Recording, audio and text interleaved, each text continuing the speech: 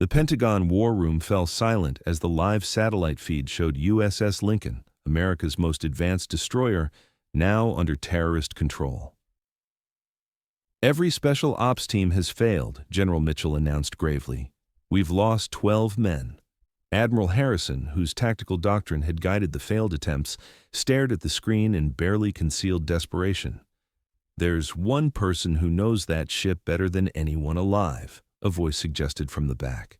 Harrison's face hardened with recognition. Number not her. But as the crisis reached hour 72 with 347 sailors held hostage, they had run out of options. 3 years ago, Commander Sarah Reynolds was forced to resign when her tactical decisions defied orders but saved lives. "Women are too emotional for command," Harrison had told the board, ending her promising career. Now they were flying to her remote Montana cabin to beg for help. The woman they had discarded was their only hope, but Sarah's price for returning would shake the very foundations of naval command. 3 years ago, Naval Station Norfolk, Virginia. "Commander Reynolds, this board has reviewed the incident in the South China Sea and your decision to directly contravene Admiral Zhao's standing orders." Admiral James Harrison's voice filled the hearing room with practiced authority. "While we acknowledge that casualties were avoided, your actions represented a serious breach of chain of command." Commander Sarah Reynolds stood at perfect attention, her dress blues immaculate, her expression carefully controlled. 15 years of exemplary service had led to this moment, not the promotion board she had anticipated, but a disciplinary hearing that would determine her future. "Sir, the tactical situation changed rapidly," she responded, her voice steady. "The intelligence available to command was incomplete. The hostiles had deployed a previously unidentified weapon system. Following the original course of action would have placed our vessel and crew in immediate danger." Harrison's eyes narrowed slightly. "So you believed your judgment superior to that of Fleet Command?" "I believed I had critical information that Command did not possess at that moment, sir." A murmur passed through the assembled officers. Sarah noticed a few nodding subtly in agreement. They were naval officers who understood the reality of combat decisions, but they weren't the ones who would decide her fate. Harrison leaned forward. "Commander Reynolds, the Navy operates on a chain of command for a reason. When officers in the field begin making independent decisions based on what they perceive as superior information, we have chaos, not command." Sarah maintained her composure, though she could already see where this was heading. Admiral Harrison had been vocal about his reservations regarding women in combat command positions. He had opposed her appointment to the USS Madison, though her qualifications had overruled his objections. Now he had the opportunity he'd been waiting for. "The board has reviewed your service record, your combat decorations, and your tactical assessments," Harrison continued. "We have also reviewed the psychological evaluations following the incident." Sarah's jaw tightened almost imperceptibly. The psychological evaluation had been a thinly veiled attempt to paint her decision as emotional rather than tactical. It is the finding of this board that while your actions may have been well-intentioned, they demonstrated a concerning tendency toward emotional decision-making under pressure rather than adherence to established protocol. The words hit like physical blows. Emotional, the coded language used for decades to undermine women in command positions. "Commander Reynolds, this board recommends your immediate relief from command of the USS Madison and your administrative reassignment pending further review." Sarah's throat tightened, but her voice remained steady. "Sir, request permission to submit my resignation from naval service instead." A flicker of surprise crossed Harrison's face, quickly replaced by satisfaction. He hadn't expected her to make it this easy. "Request granted, Commander. You'll be processed out with an honorable discharge in recognition of your prior service." As Sarah executed a perfect about-face and marched from the hearing room, she could feel Harrison's eyes on her back. She had given 15 years of her life to the Navy, risen through the ranks despite the obstacles, commanded a destroyer with distinction in combat operations. And now it was over, because she had made the right call instead of the politically expedient one. What Admiral Harrison and the board didn't know was that Sarah had documented everything.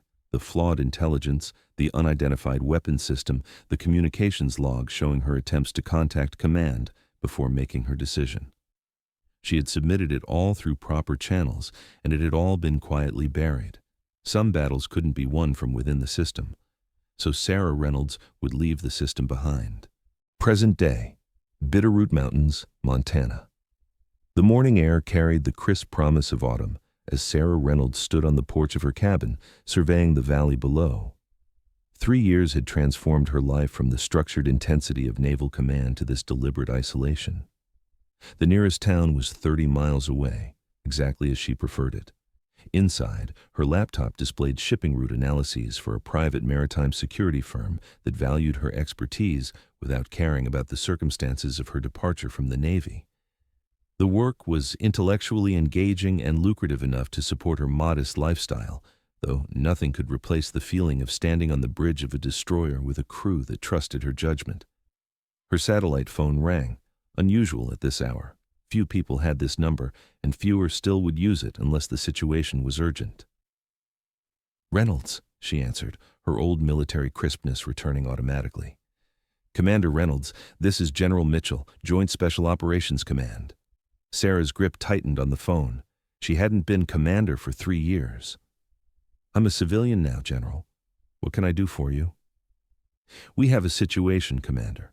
The USS Lincoln has been seized by terrorists during a diplomatic mission in the Arabian Sea.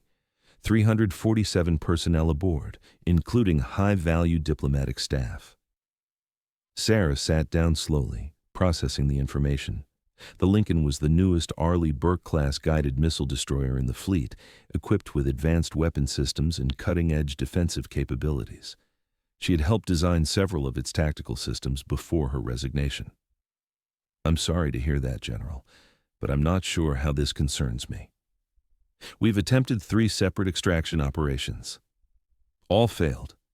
We've lost 12 special operations personnel and have nothing to show for it."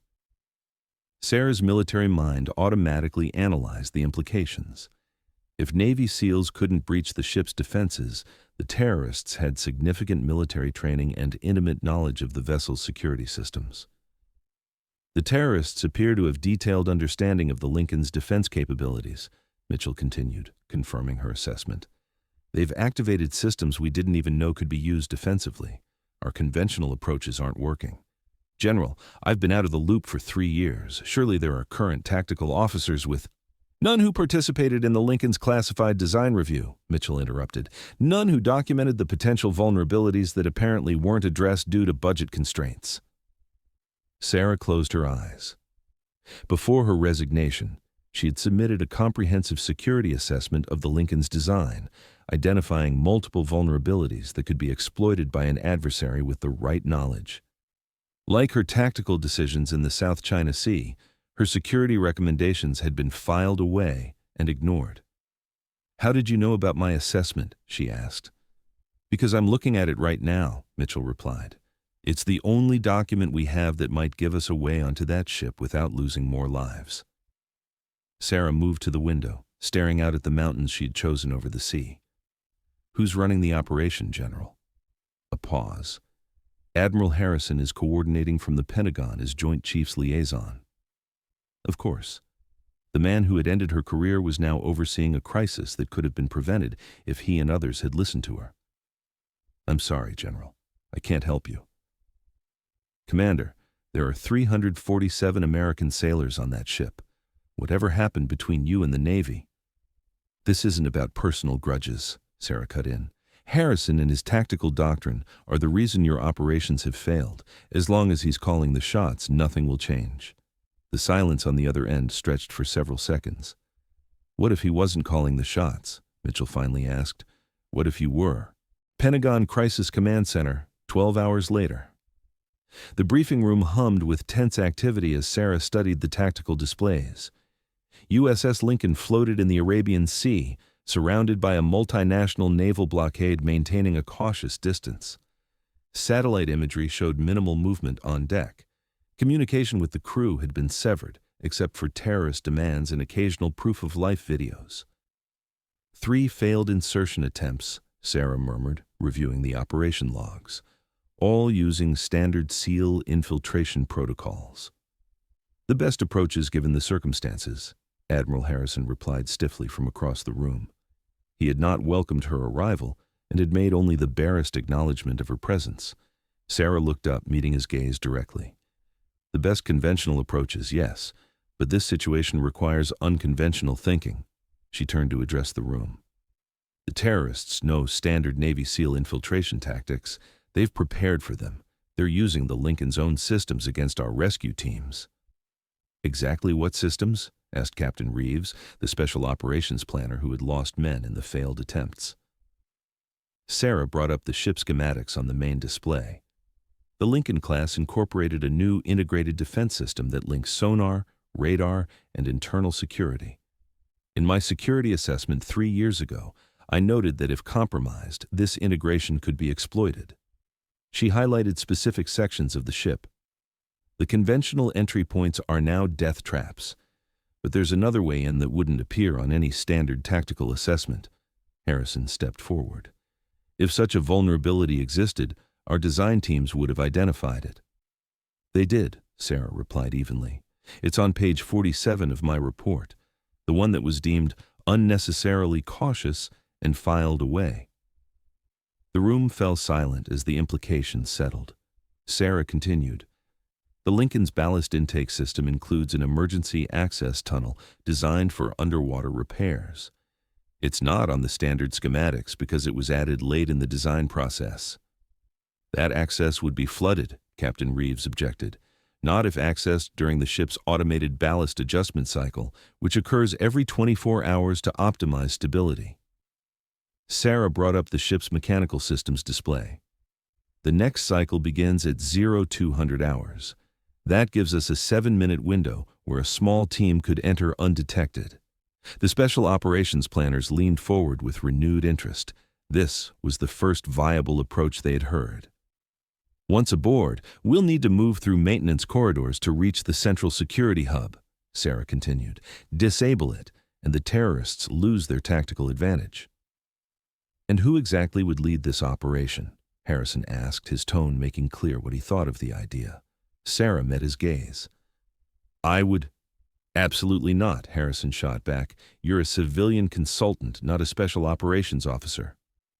I'm the only person in this room who knows those maintenance corridors in detail, Sarah replied. I helped design them. And unlike your SEAL teams, I know exactly which systems need to be disabled and in what sequence. General Mitchell, who had remained silent during the exchange, finally spoke.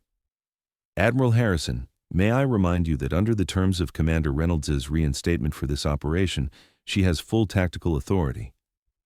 Harrison's face tightened.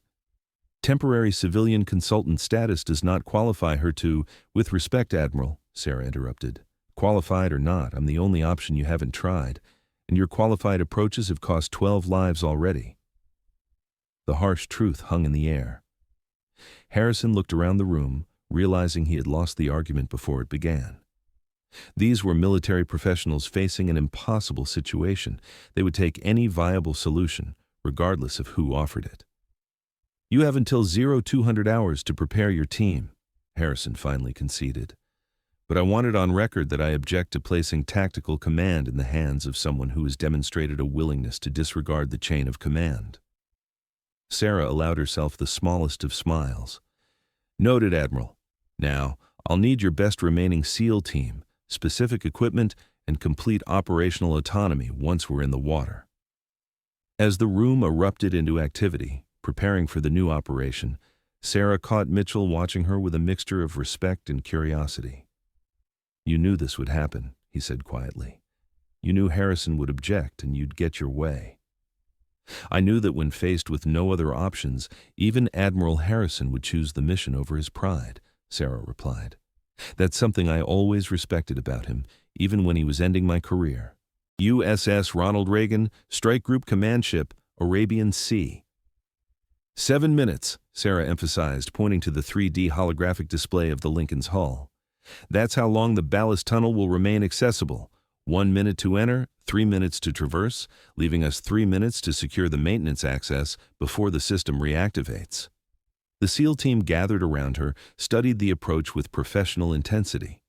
Despite initial skepticism about following a female former officer they'd never worked with, Sarah's detailed knowledge of the ship had quickly earned their attention, if not yet their trust. "What happens if we're still in the tunnel when the ballast system reactivates?" asked Chief Petty Officer Rodriguez, the team leader. "Then we drown," Sarah replied matter-of-factly, "so we don't miss our window." She moved the display to show the interior maintenance corridors. "Once inside, we'll have approximately 20 minutes to reach the auxiliary security control room here before the terrorists' patrol cycle brings them through this section." "Why not go straight for the hostages?" asked Jenkins, the team's second in command. "Because we'd never reach them," Sarah explained. "The integrated security system gives the terrorists complete situational awareness. We need to blind them first by disabling these specific nodes in sequence." She highlighted several points in the ship's internal structure. "No offense, ma'am," Rodriguez said carefully, "but these systems have been upgraded since you left the Navy." Sarah nodded. "Which is why I spent the flight here studying the technical upgrades. The architecture remains the same, even if the components have been enhanced." As the team continued reviewing the approach, Sarah sensed someone watching her. She turned to find Admiral Harrison observing from the doorway. "A moment, Ms. Reynolds," he requested formally. Sarah followed him to a quiet corner of the staging area. For several seconds, Harrison said nothing, studying her as if trying to reconcile the officer he'd dismissed with the woman now commanding his elite operators. "This plan of yours," he finally said, "it's unorthodox." "It has to be," Sarah replied. "Conventional approaches have failed." Harrison nodded slightly. "I've reviewed your original security assessment of the Lincoln. It was more thorough than I remembered." Coming from Harrison, this qualified as a significant admission.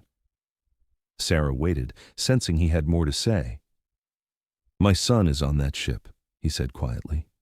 "Lieutenant Commander Mark Harrison, Engineering Division." The revelation landed like a physical weight. Harrison hadn't just been directing failed rescue operations as a military obligation. He had personal stakes that would cloud any commander's judgment. "I didn't know," Sarah said. "Few do. I've recused myself from direct tactical decisions because of it." Harrison met her eyes directly. "I need to know, without military courtesy or past history between us, can your plan work?" The question stripped away ranks and history, leaving only the raw reality of the mission. Sarah considered her answer carefully. "It's high risk," she admitted, "but it targets specific vulnerabilities that conventional approaches don't account for. I believe it gives us the best chance of success with minimal casualties." Harrison absorbed this, then asked the question that clearly troubled him most. "And is your judgment being influenced by our history? By a desire to prove me wrong?" "Admiral," Sarah replied with quiet intensity, "there are 347 lives at stake, including your son's. My only desire is to bring them home alive. The past is irrelevant." Something shifted in Harrison's expression, a reluctant recognition, perhaps even the beginning of respect. "Proceed with your operation, Commander," he said, unconsciously using her former rank. "Bring them home. Arabian Sea, 0157 hours." The black water enveloped Sarah and the six-person SEAL team as they approached the USS Lincoln's massive hull. Underwater propulsion devices pulled them silently through the darkness, their specialized rebreathers leaving no telltale bubbles to mark their approach. Sarah felt a familiar calm settle over her, the focused clarity that came with high-stakes operations. 3 years of civilian life fell away as muscle memory and training took over. This was where she belonged, regardless of the circumstances that had brought her back. Her wrist displays showed the countdown, 000342, until the ballast cycle began. The team needed perfect positioning when the moment came.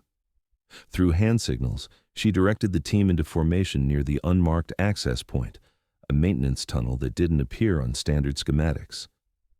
Chief Rodriguez positioned himself beside her, his body language communicating cautious respect for her leadership, despite the unusual command structure. The seconds ticked down. Sarah monitored the hull with specialized equipment, waiting for the subtle vibrations that would signal the ballast system's activation. At precisely 200 hours, she felt it, a low rumble as massive pumps engaged deep within the ship. She signaled the team forward. One by one, they entered the narrow tunnel, swimming against the residual current. Sarah entered last, the responsibility of command settling on her shoulders with familiar weight. The tunnel was tighter than the schematic suggested, a design modification made after her departure from the program. For a moment, Sarah felt a flash of doubt. Had other aspects of the ship changed without her knowledge? She pushed the thought aside. Doubt was a luxury they couldn't afford now. Inside the ballast system, the team navigated a series of increasingly narrow passages. Sarah's wrist display continued its merciless countdown, 000412, until the system reactivated. They were behind schedule. When they reached the maintenance access hatch, Rodriguez moved to open it using standard seal procedures. Sarah stopped him with a hand signal. The hatch had been modified with an additional security measure, one that would trigger alarms if manipulated incorrectly. She moved forward, examining the mechanism with practiced precision, then entered a sequence on the manual override that shouldn't have existed according to current specifications. The hatch released with a soft hiss. Rodriguez gave her a questioning look through his dive mask. "I helped design the security upgrades before I left," Sarah explained as they removed their breathing apparatus inside the now dry maintenance chamber. Some features were classified even from the ship's crew. As the team secured their underwater gear and prepared for the internal phase of the mission, Sarah checked her tactical display. They had successfully penetrated the Lincoln's outer defenses, something 3 previous teams had failed to accomplish. But the most dangerous part of the mission still lay ahead. USS Lincoln, maintenance level 0217 hours. The destroyer's maintenance corridors were a claustrophobic maze of pipes, conduits, and narrow passageways never meant for tactical movement. Sarah led the team through the darkness with confident precision, her mental map of the ship guiding them toward the auxiliary security center. They froze as footsteps echoed through the metal grating above, a terrorist patrol passing directly overhead. Sarah signaled the team to hold position. Through the grating, they could see 4 armed men in tactical gear, communicating via encrypted radio. Their movements and equipment confirmed Sarah's assessment. These weren't ordinary terrorists, but highly trained operators with military background. When the patrol passed, the team continued through the increasingly complex network of maintenance tunnels. Twice more, Sarah redirected their route to avoid security measures that didn't appear on standard schematics. "How are you doing this?" Rodriguez whispered during a brief halt. "I studied every inch of this ship class during development," Sarah replied quietly, "including the systems that were implemented after I left." At a junction between 2 main corridors, Sarah held up her hand, stopping the team. Ahead lay a sophisticated motion detection grid, another security upgrade added after her departure. "Standard countermeasures won't work on this," she explained, examining the system. "It's designed to detect electronic interference." Rodriguez checked his tactical clock. "We're 3 minutes behind schedule. The next patrol will be here in 7 minutes. Sarah removed a specialized device from her equipment, one she had personally requested before the mission. "This isn't a countermeasure," she explained, connecting it to a maintenance panel. "It's a diagnostic tool designed for this specific system. It won't disable the grid. It will put it into maintenance mode for exactly 30 seconds.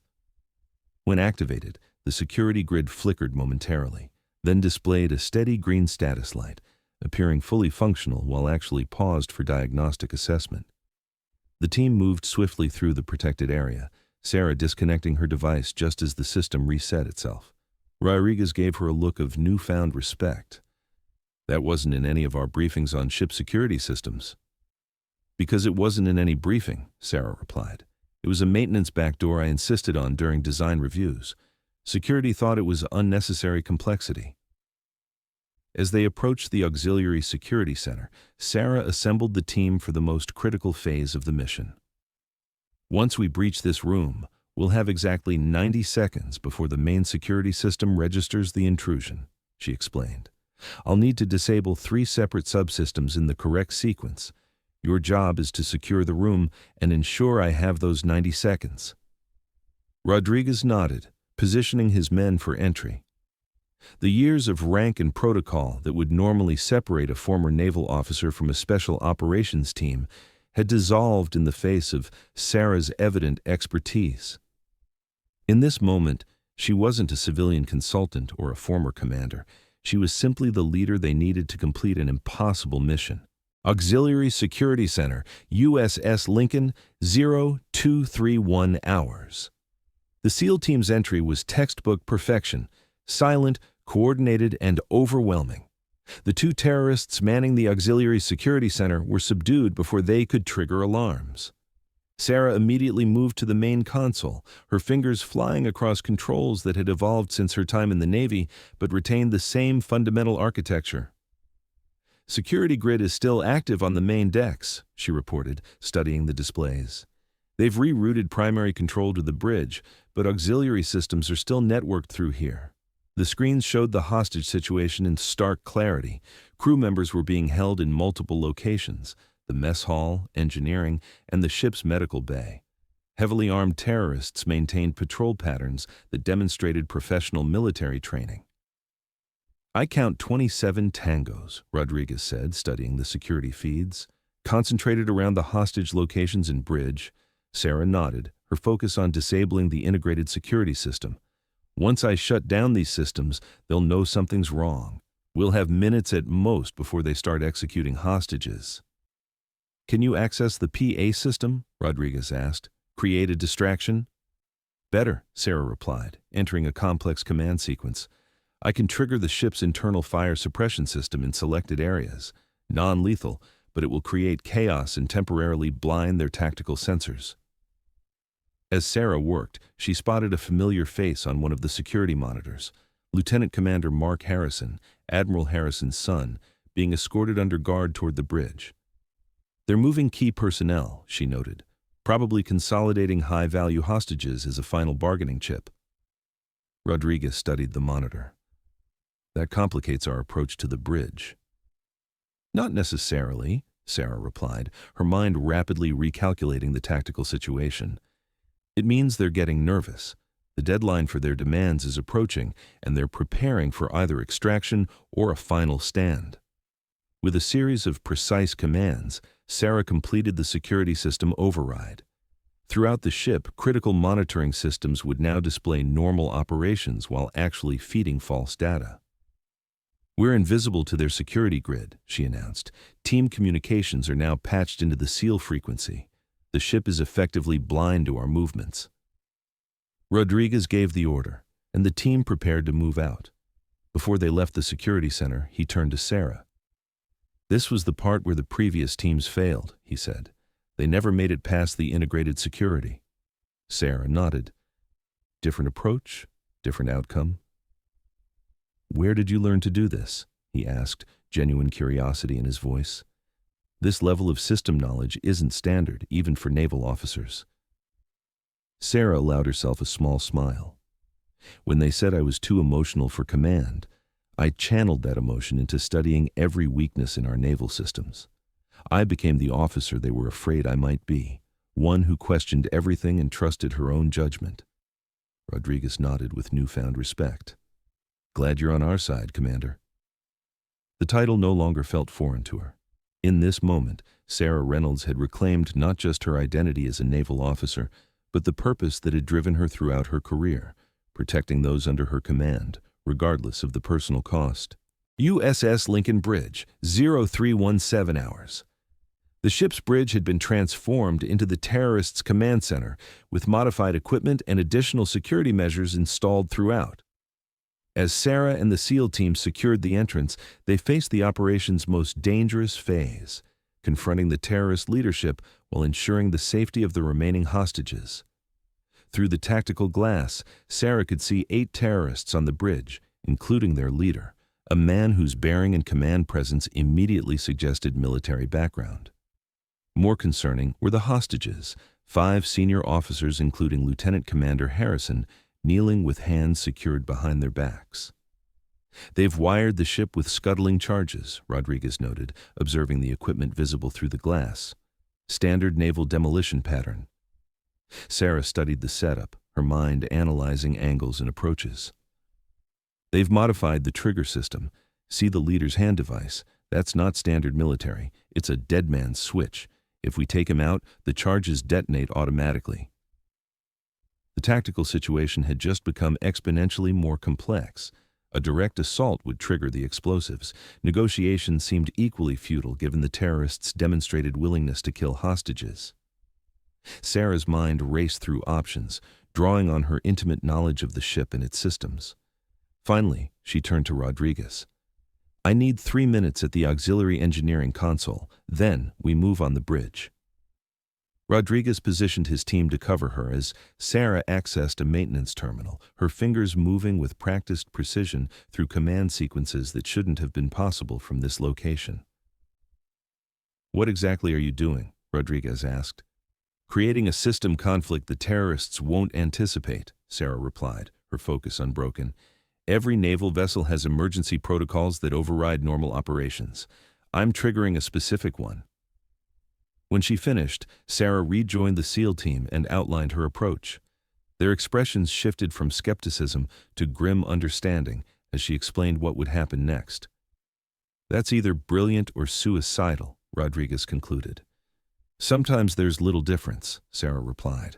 Positions in 30 seconds. The team moved with coordinated precision, taking assigned positions around the bridge entrance. Sarah checked her tactical display one final time, confirming all systems were aligned for what would come next. Execute, she ordered. Throughout the USS Lincoln, emergency klaxons suddenly blared as the ship's nuclear contamination protocol activated, a false alarm, but one that triggered automatic sealing of compartments and emergency ventilation procedures. On the bridge, the terrorists reacted with momentary confusion as warning lights flashed and systems initiated automated responses. In that critical moment of distraction, Sarah and the SEAL team breached the bridge. The terrorists recovered quickly, weapons raised, but found themselves in an impossible tactical position. The SEAL team had perfect firing positions, and the terrorist leader's dead man switch now presented a dilemma for both sides. One move and we all die, the terrorist leader said, his accent confirming Sarah's suspicion about his background. Perhaps we discuss terms now. Sarah stepped forward, her weapon steady. There are no terms. Your external communications have been severed. Your emergency extraction has been intercepted. The only question is whether you die alone or take hostages with you. The terrorist leader studied her with professional assessment.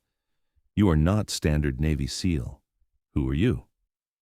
The officer who helped design this ship, Sarah replied, including its anti-scuttling protocols. Understanding dawned in the man's eyes as Sarah continued. The emergency protocol I just activated has disabled the detonation pathways to the scuttling charges. Your dead man's switch is connected to nothing. For a moment, the terrorist leader's expression remained impassive. Then he glanced at one of his men, who checked a monitoring device and gave a slight nod of confirmation. Sarah had told the truth. It seems we underestimated the Navy's response capabilities, he said finally. Not the Navy, Sarah corrected him, just me. The SEAL team moved with practiced efficiency, securing the terrorists and freeing the hostages. As Lieutenant Commander Harrison was released, he looked at Sarah with dawning recognition. Commander Reynolds. They said you resigned years ago. I did, Sarah replied. This is a temporary arrangement. As the situation on the bridge stabilized, Rodriguez approached Sarah. Ma'am, we've secured all primary hostage locations. Remaining terrorists are surrendering. Ship is under our control. Sarah nodded, the tension of command slowly releasing from her shoulders. She had done what 3 previous teams couldn't, secured the Lincoln and saved its crew without casualties on either side. Have the engineering team begin disarming the remaining scuttling charges, she ordered, and prepare the hostages for evacuation. As Rodriguez moved to comply, Sarah walked to the main tactical display, where naval forces surrounding the Lincoln waited for confirmation of mission success. She keyed the communication system. Pentagon Command, this is Reynolds aboard USS Lincoln. Ship is secure. Repeat, ship is secure. All hostages safe. The response came immediately in Admiral Harrison's voice, strained with barely contained emotion. Confirmed, Lincoln. Well done, Commander. Well done. Pentagon briefing room, 3 days later. The atmosphere in the Pentagon briefing room bore little resemblance to the crisis center Sarah had entered days earlier. Where tension and desperation had reigned, now a sense of accomplishment and formal recognition prevailed. High-ranking officers from multiple branches, intelligence officials, and key Pentagon personnel had gathered for the official debriefing of Operation Silent Retrieval. Sarah stood at the center of attention, her posture reflecting her naval training despite the civilian clothes she now wore. The successful rescue of USS Lincoln and its entire crew had become an instant legend within military circles, a textbook operation that would be studied for years to come. General Mitchell addressed the assembled officials. The recovery of USS Lincoln and the safe return of all 347 personnel represents one of the most successful hostage rescue operations in naval history.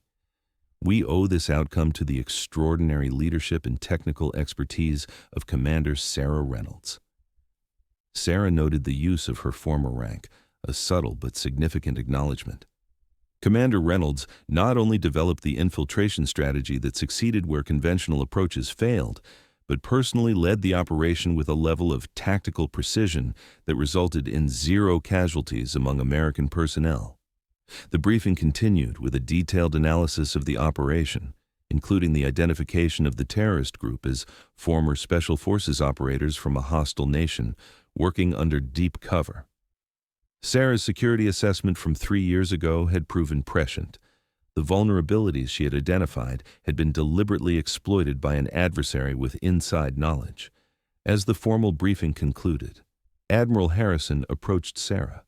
The tension between them remained, but had transformed into something more complex, a reluctant respect born of necessity and proven results. "Commander," he said formally, "my son has asked to speak with you before you depart." Lieutenant Commander Mark Harrison stood nearby, his recent ordeal still visible in the shadows under his eyes, but his posture every inch a naval officer. "Commander Reynolds," he said, extending his hand, "I wanted to thank you personally. Your intervention saved not just my life, but the lives of my entire crew." Sarah shook his hand.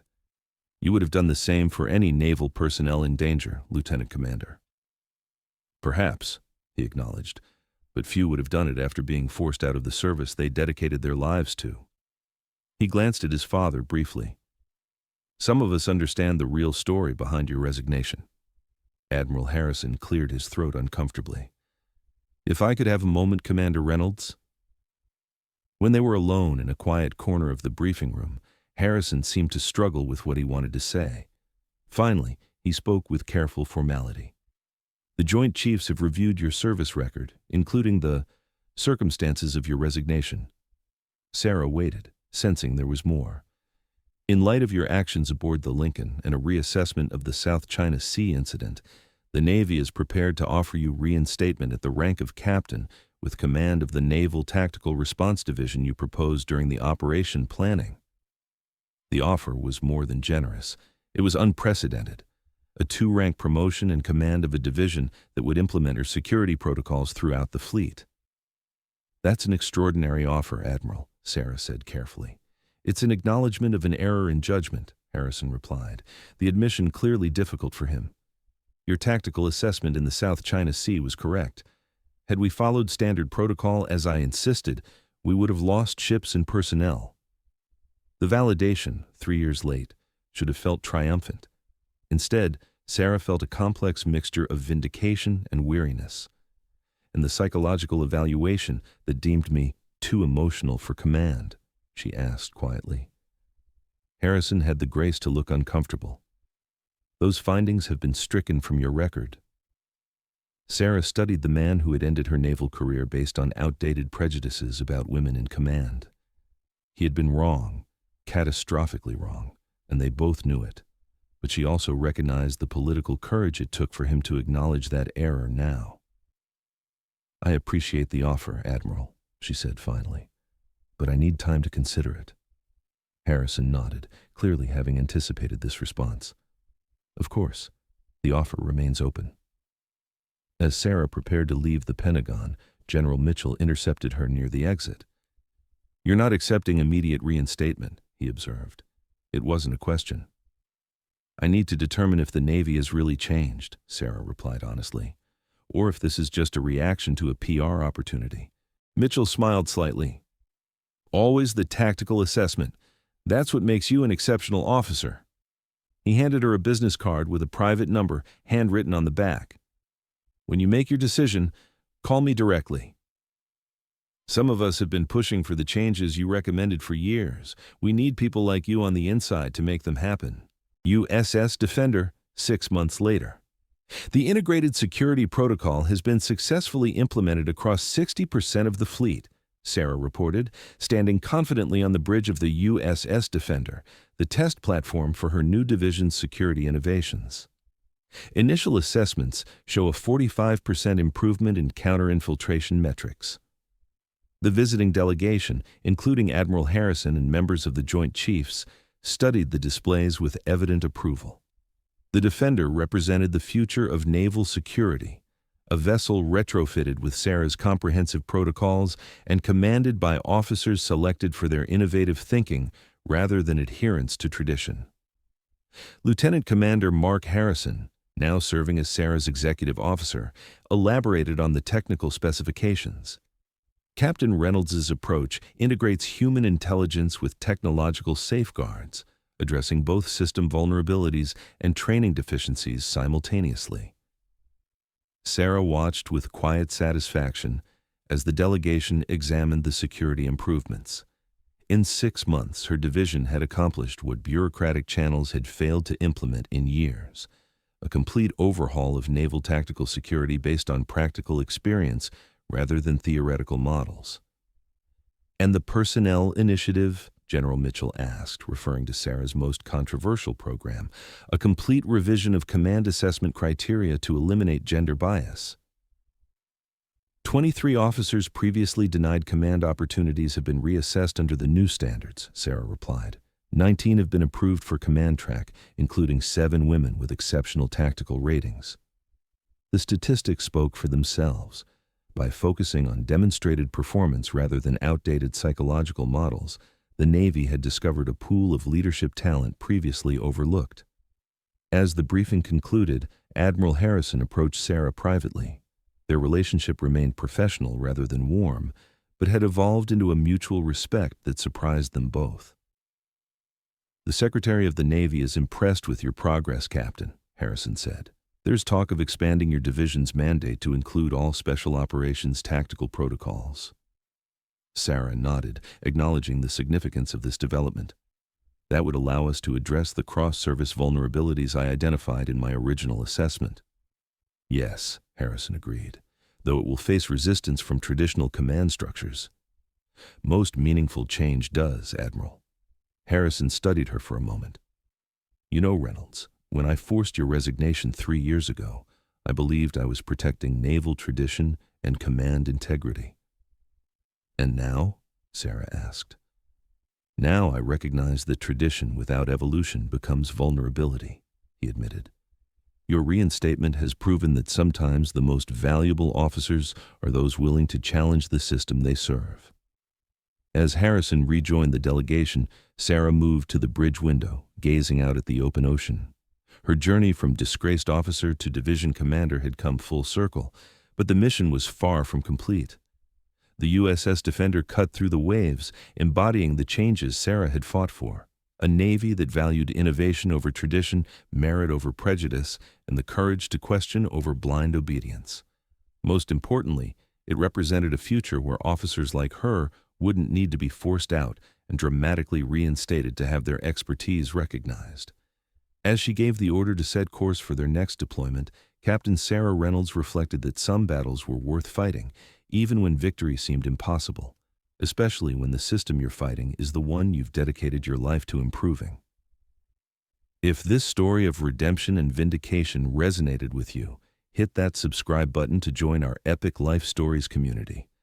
Have you ever been underestimated or forced out of a position where your talents were needed? Share your experiences in the comments below. We read every single one and would love to hear your story. Would you have returned to an organization that rejected you if given the chance? Let us know your thoughts, and don't forget to turn on notifications by clicking the bell icon so you never miss our weekly uploads of powerful stories that explore courage, integrity, and the triumph of merit over prejudice.